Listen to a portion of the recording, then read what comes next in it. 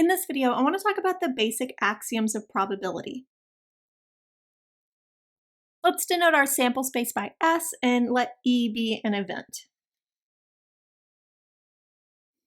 My first axiom says that 0 is less than or equal to the probability of event E, which is less than or equal to 1.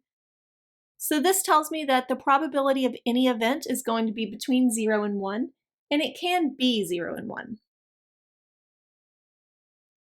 The second, the probability of the entire sample space is equal to 1.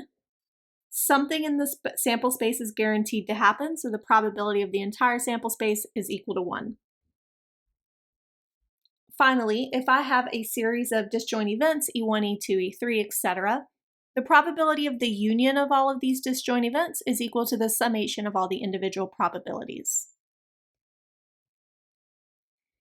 Next, I want to look at some results of these axioms. First, the probability of the empty set is 0. If event A is a subset of event B, then that tells me the probability of A is less than or equal to the probability of B. And finally, the probability of A complement is equal to 1 minus the probability of A. So now let's look at using these axioms and results to answer a few questions. The probability mass function of the experiment that records the number of heads in 4 coin flips is given here. According to the axioms of probability, what is the sum of these probabilities?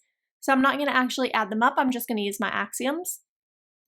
And it said the probability of the entire sample space is 1.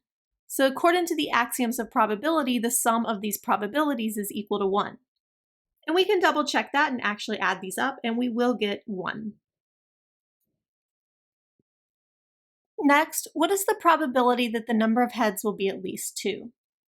Well, this wants to know the probability that x is greater than or equal to 2.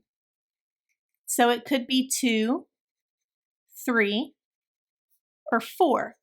And these are disjoint events. It's impossible to get both 2 heads and 3 heads at the same time. So my axioms of probability say that I can just add these values up.